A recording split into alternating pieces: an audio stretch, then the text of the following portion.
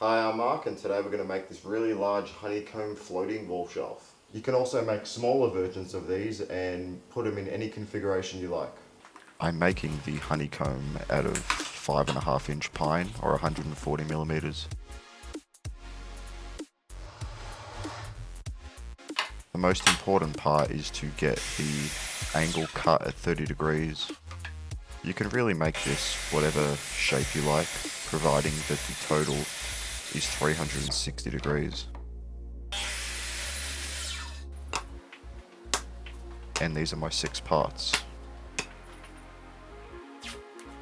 I used painter's tape to tape the parts up and gave it a quick test fit. It was a little bit off, but it was nothing to worry about. There was no sound in this clip, but I'm just adding some biscuits for a little bit of extra strength. It also gives me a chance to explain my table saw, which was meant to arrive, but unfortunately there was a dispute with the supplier and I received my money back. I am now making a table saw with this Bosch circular saw. It's going to be a really fun build, so stay tuned. It's going to be a really permanent table saw. It's not going to be a quick mock-up, so I really can't wait to get started on that. So stay tuned, and I'm going to have heaps of build videos up for that.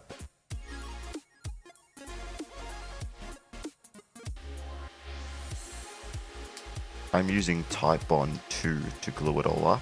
I really enjoy using this glue because it swells the joints and makes a really nice tight fit.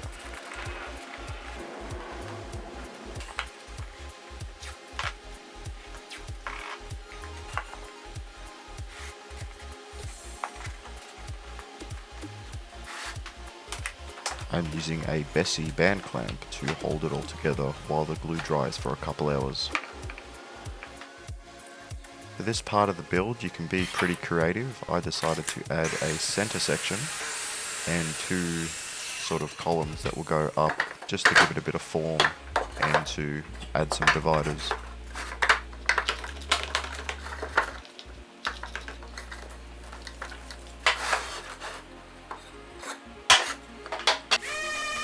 I gave it a quick sand with 120 grit around the outside and inside.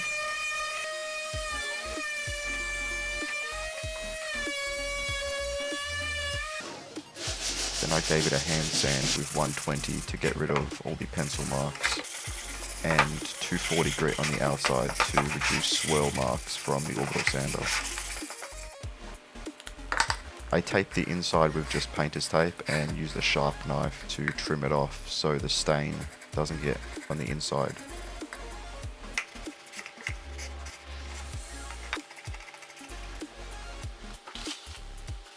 I'm really terrible at making a mess with stains, so I decided to use some cling wrap over my MDF sheet that's over my workbench. But as you'll see, I'm very messy with this stuff.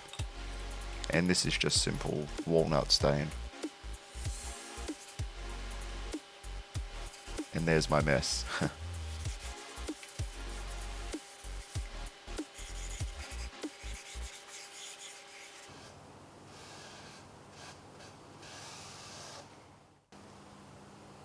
I'm giving it 2 coats of fast drying polyurethane by Minwax.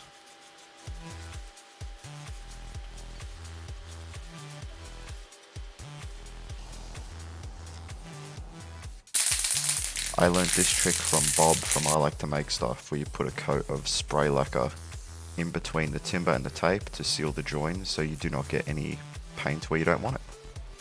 For the colour, I chose this honey sort of yellow. A good idea is to go to a hardware store, and generally you can pick up samples very cheap, or in this case a customer spilt it, so they gave me this one for free. But there was only about half left.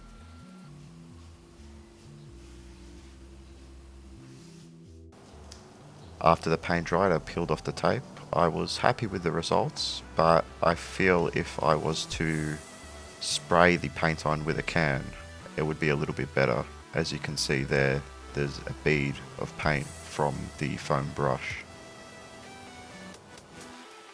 Any excess paint I just scraped off with a sharp knife, then put a couple drops of stain.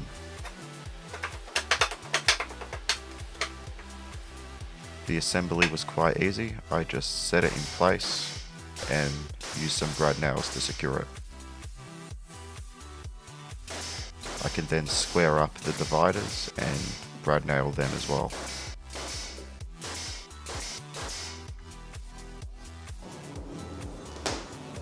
And it's complete.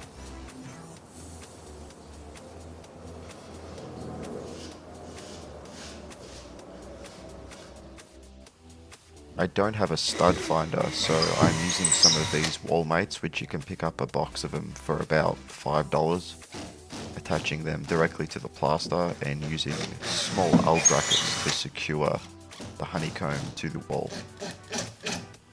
And I'm using Craig screws because I feel they fit quite well in the wall mates.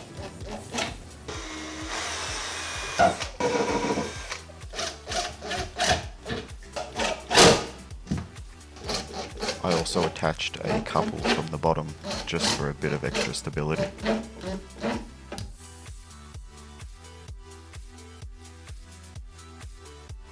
And it's now complete. I was really happy with the results. You can make this in a few hours providing your paint dries fast enough. If you would like to see more, hit that subscribe button and stay tuned for my next set of videos, which is going to be the massive table saw build. Thanks for watching.